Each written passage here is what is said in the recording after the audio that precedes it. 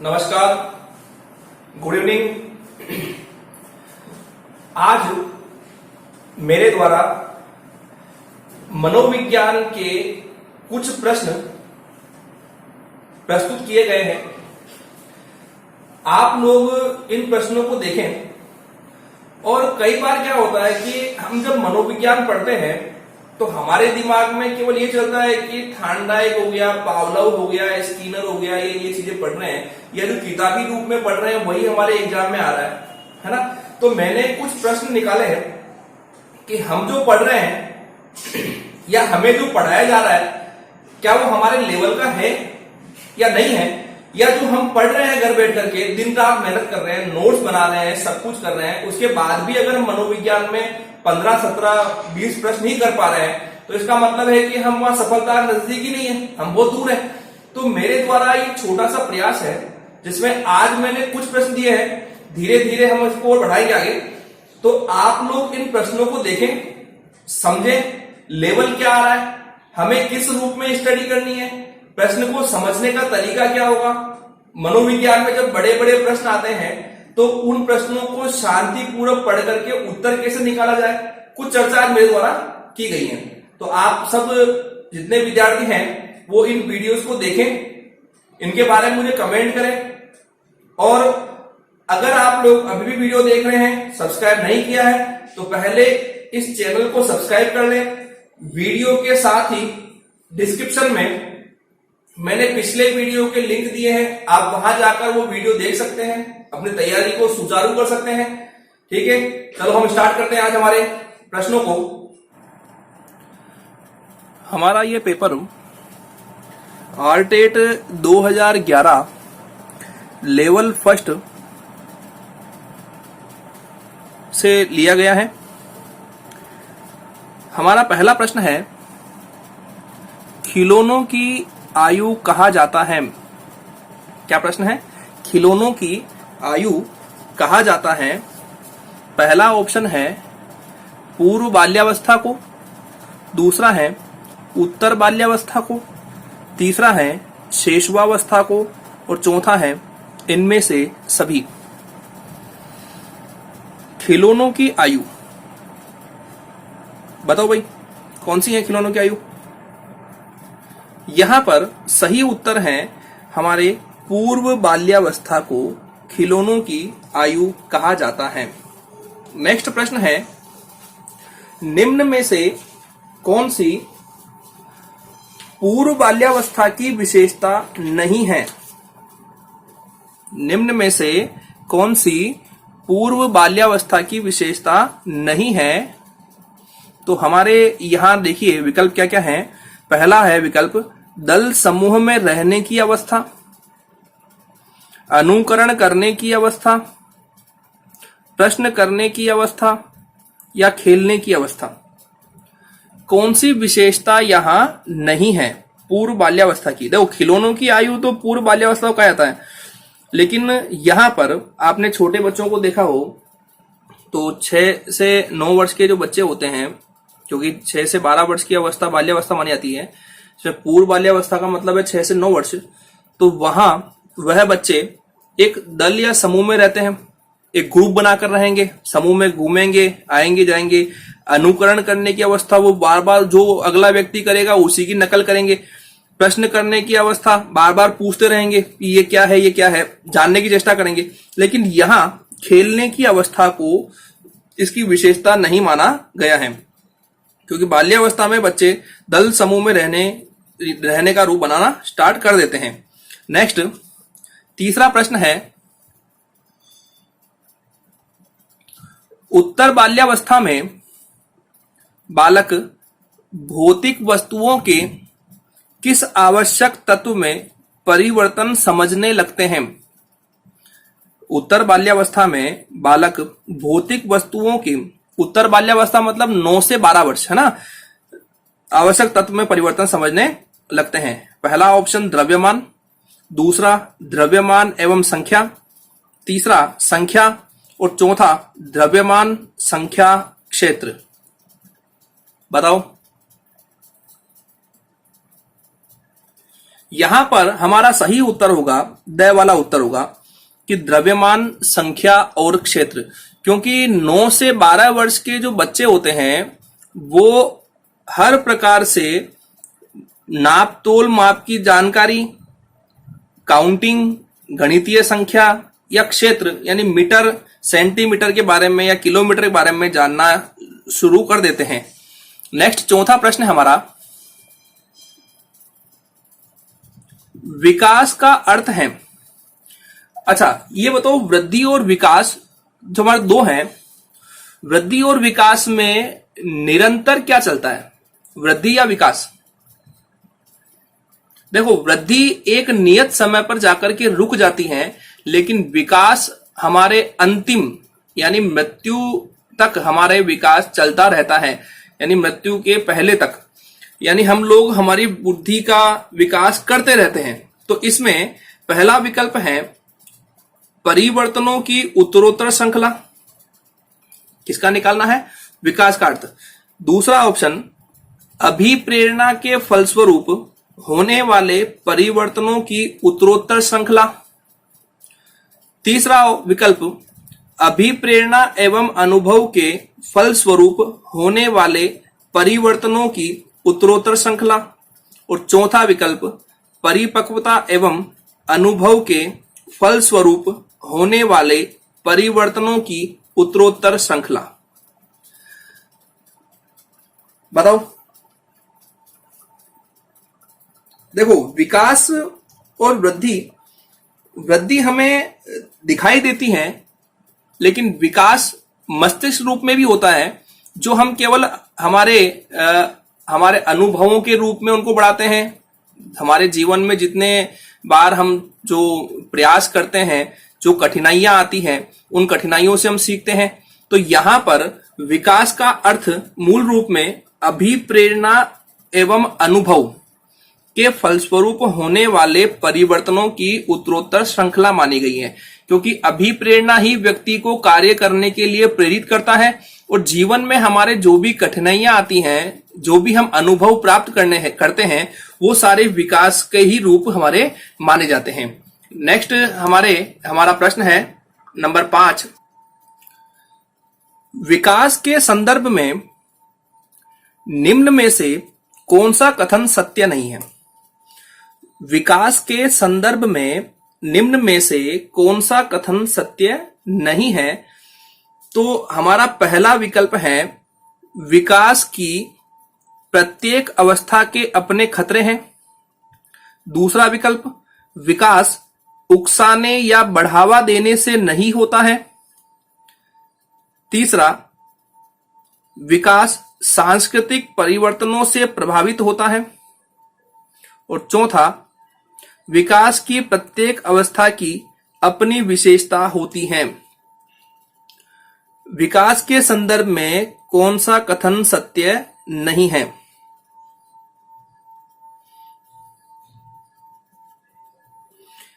देखो, विकास की प्रत्येक अवस्था के अपने खतरे होते हैं, बिल्कुल राइट है।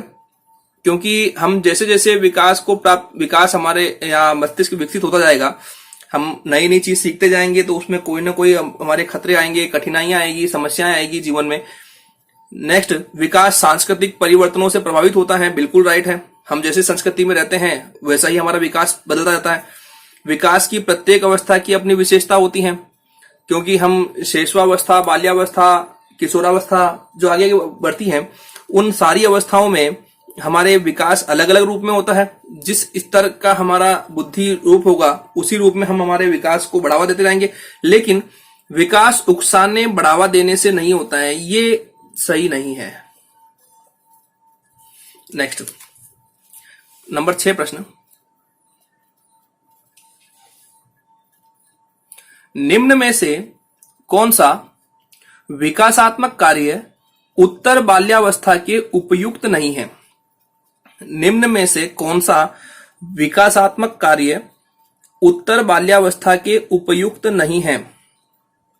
ठीक है ना।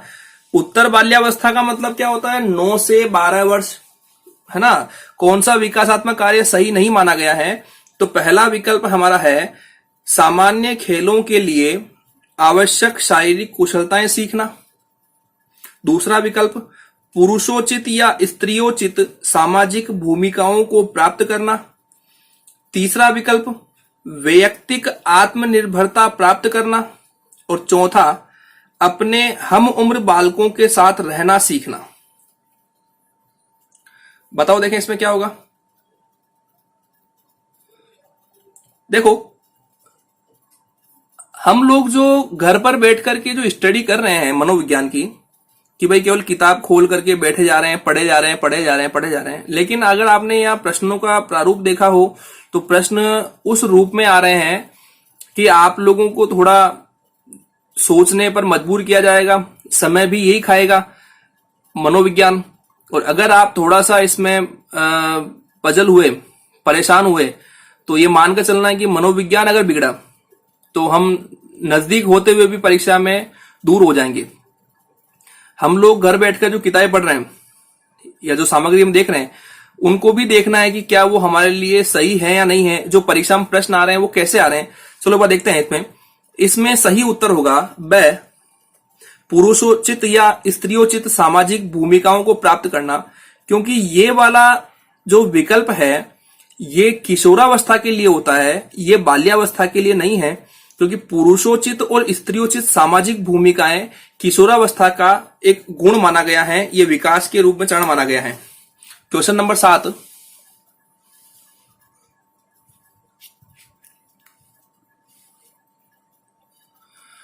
सामान्य परिपक्वन से पहले प्रशिक्षित करना प्राय, यानी परिपक्वन यानी सामान्य परिपक्वन, यानी हम मानते हैं कि इस बुद्धि या इस स्तर का बालक ये ज्ञान प्राप्त करेगा, इस स्तर का बालक ये ज्ञान प्राप्त करेगा।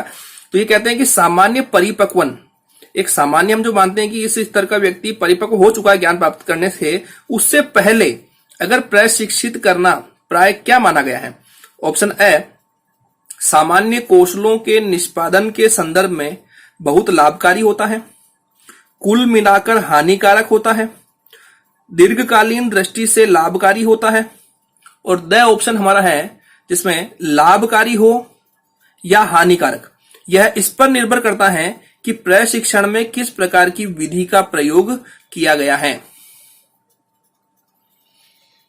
बताओ इसमें उत्तर क्या होगा। सामान्य परिपक्वन से पहले प्रशिक्षित करना। देखो, अब इसमें सामान्य परिपक्वन की बात की गई है, तो अब इसमें यह कहा गया है कि जो प्रशिक्षित है वो इसमें द वाला विकल्प सही होगा। और इसका मतलब यह होता है कि वो लाभकारी हो या हानिकारक, यह इस पर निर्भर करता है कि प्रशिक्षण में किस प्रकार की विधि का प्रयोग किया गया है। ठीक है ना। तो यहां पर ये हमारा 7वां प्रश्न हुआ और यहां विकल्प भी हमारा यहां मूल रूप में प्रशिक्षण की विधि के रूप में देखा जाएगा। नेक्स्ट प्रश्न, 8वां प्रश्न है, 5 वर्ष का राजू अपनी खिड़की के बाहर तूफान को देखता है, बिजली चमकती है और कड़कने की आवाज आती है।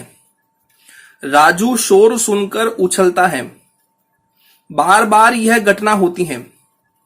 फिर कुछ देर शांति के पश्चात बिजली कड़कती है। राजू बिजली की गर्जना सुनकर उछलता है। राजू का उछलना सीखने के किस सिद्धांत का उदाहरण है। ये हमारे यहां 4 विकल्प दिए गए हैं। ठीक है ना। यानी ये कहा गया है कि राजू जो है वो जैसे बिजली कड़क रही है, उस आवाज को सुनकर उछल रहा है। ठीक है ना। उसके बाद वो कुछ समय तक आवाज बंद रहती है, फिर बिजली कड़कती है, फिर वो उछलता है।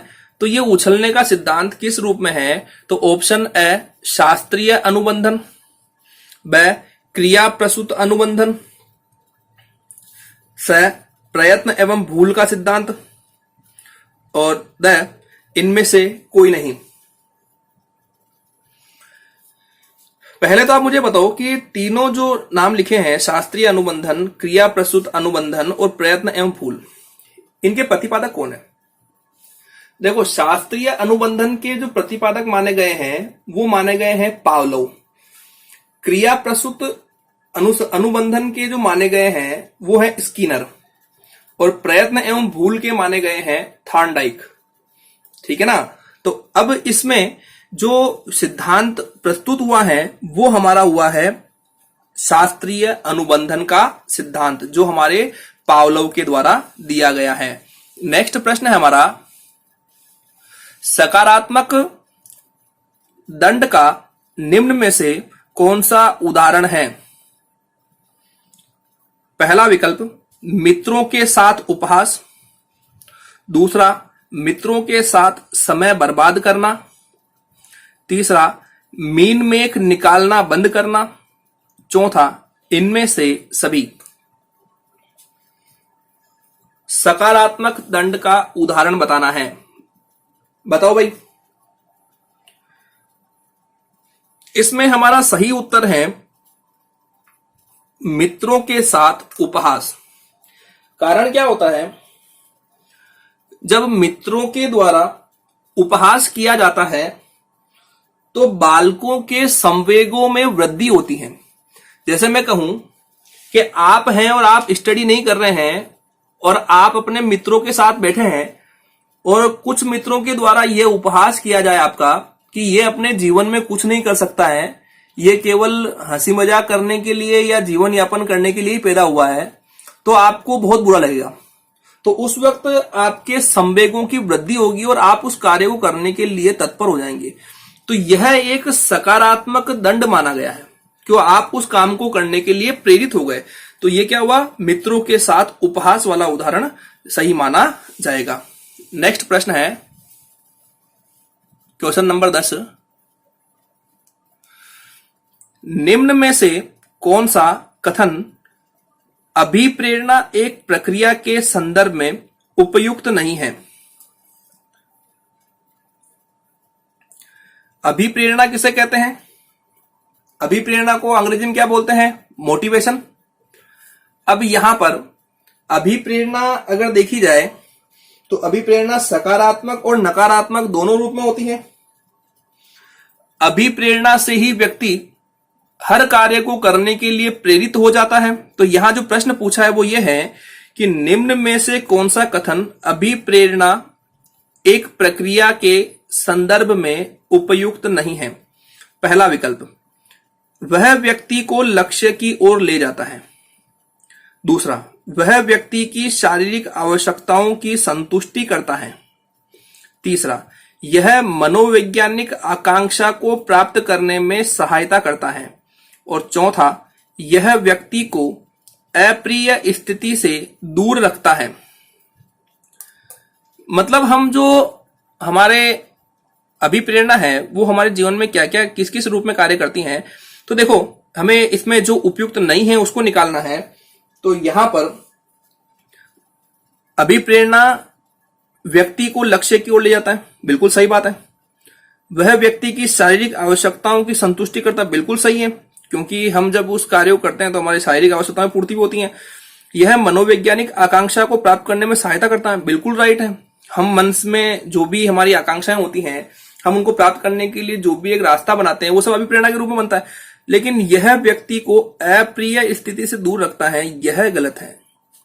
अभिप्रेरणा अप्रिय स्थिति से दूर नहीं रखती है, केवल ये एक मस्तिष्क रूप में आपको उत्तेजित करती हैं, कार्य करने के लिए प्रेरित करती हैं।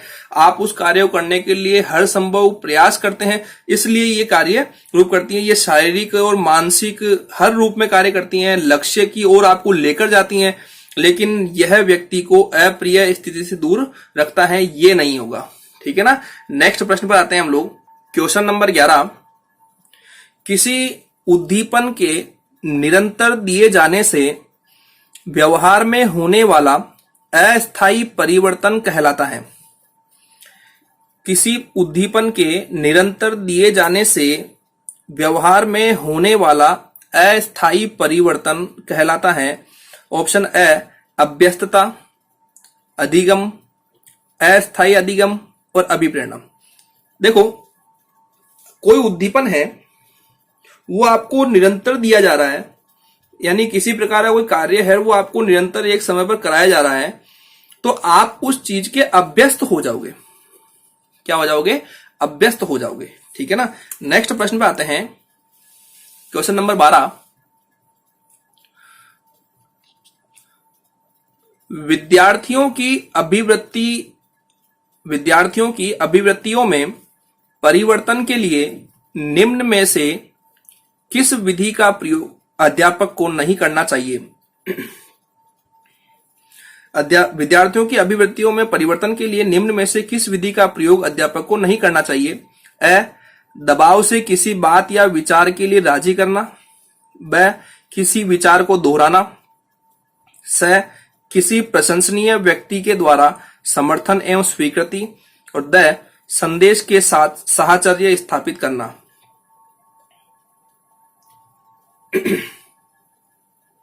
बताओ देखें। देखो, इसमें ए वाला विकल्प नहीं होगा, क्योंकि यहां दबाव से किसी बात या विचार के लिए हम किसी को राजी नहीं कर सकते हैं। हम किसी विचार को दोहरा सकते हैं, किसी प्रशंसनीय व्यक्ति के द्वारा समर्थन एवं स्वीकृति कर सकते हैं, संदेश के साथ साहचर्य स्थापित कर सकते हैं, लेकिन किसी कार्य को करने के लिए दबाव नहीं बना सकते। ठीक है ना। नेक्स्ट प्रश्न।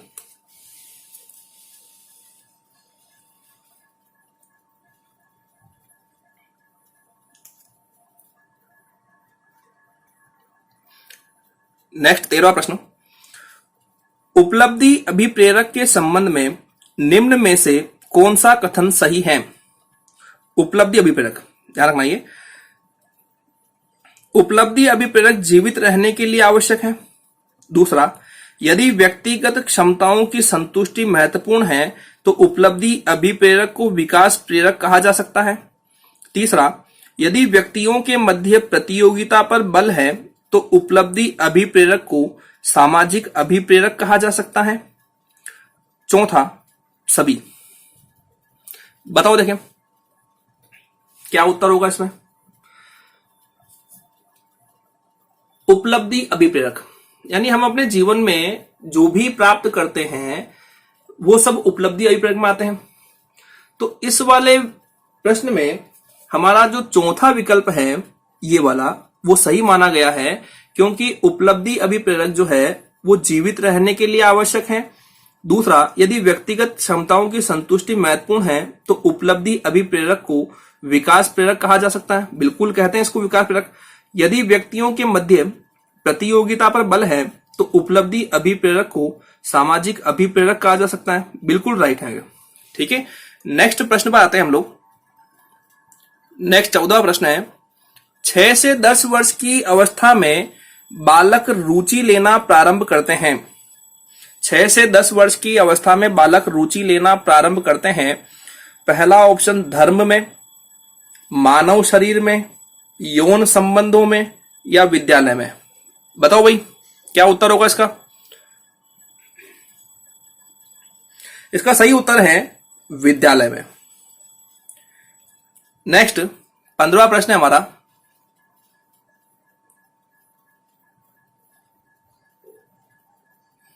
कौन सा सिद्धांत व्यक्त करता है कि मानव मस्तिष्क एक बर्फ की बड़ी चट्टान के समान है जो कि अधिकांशतः छिपी रहती हैं एवं उसमें चेतन के 3 स्तर हैं। ये किस सिद्धांत ने व्यक्त किया है? तो हमारा पहला ऑप्शन है गुण सिद्धांत, दूसरा है प्रकर सिद्धांत, तीसरा है मनोविश्लेषणात्मक सिद्धांत और चौथा है व्यवहारवाद का सिद्धांत। बताओ इसमें कौन सा उत्तर होगा। क्या कहा इसने? मानव मस्तिष्क एक बर्फ की बड़ी चट्टान के समान है जो कि अधिकांशतः छिपी रहती हैं एवं उसमें चेतन के 3 स्तर हैं। देखो ये नाम यहां आया ना, चेतन के 3 स्तर। अब आपको याद हो तो एक व्यक्ति है सिगमंड फ्रायड, जिसने हमारे बुद्धि के, हमारे अलग अवस्था के 3 रूप बताए हैं मन के, चेतन मन, अचेतन मन और अर्धचेतन मन। ये 3 स्तर किसने बताए? फ्रायड ने। वो फ्रायड के द्वारा जो सिद्धांत दिया गया था उसका नाम था मनोविश्लेषणात्मक सिद्धांत। ये हम रूप यहां बना सकते हैं। तो कई बार क्या होता है, पूरी लाइन को पढ़कर अगर उत्तर नहीं निकल रहा है तो उस पूरे प्रश्न को देखकर कहीं एक अंश में देखें जहां वो एक एक लिंक जोड़ रहा होगा उत्तर का, वहां से आप सीधा उत्तर ग्रहण कर सकते हैं। आज हमने आरटेट 2011 में जो मनोविज्ञान के प्रश्न आए हैं उनके 30 प्रश्नों में से 15 प्रश्न को लिए हैं। इन 15 प्रश्न को हमने ये देखा है और समझने का प्रयास किया है कि ये प्रश्न का लेवल क्या आ रहा है, किस रूप में हम तैयारी कर रहे हैं, प्रश्न जो हम देख रहे हैं क्या वो हम उस रूप में तैयारी हो पा रही है नहीं हो पा रही है। तो आप लोग इन प्रश्नों को देखें, आप स्वयं का मूल्यांकन करें। आप जब इनके उत्तर बता रहे हैं तो मुझे कमेंट के माध्यम से जरूर बताएं कि सर हमने कितने सही किए हैं। आप सभी जो भी इन वीडियो को देख रहे हैं वो कमेंट करें, शेयर करें, सब्सक्राइब करें और अपने जितने भी मिलने वाले हैं उन लोगों को भी सब्सक्राइब करने के लिए कहें। ठीक है, नेक्स्ट जो 16 से लेकर के 30 प्रश्न हैं वो नेक्स्ट वीडियो में आएंगे। आप सभी उनको भी देखें ताकि हमें पता लगे कि मनोविज्ञान का लेवल क्या आ रहा है। ठीक है ना, बहुत बहुत धन्यवाद आपका। शुभ रात्रि।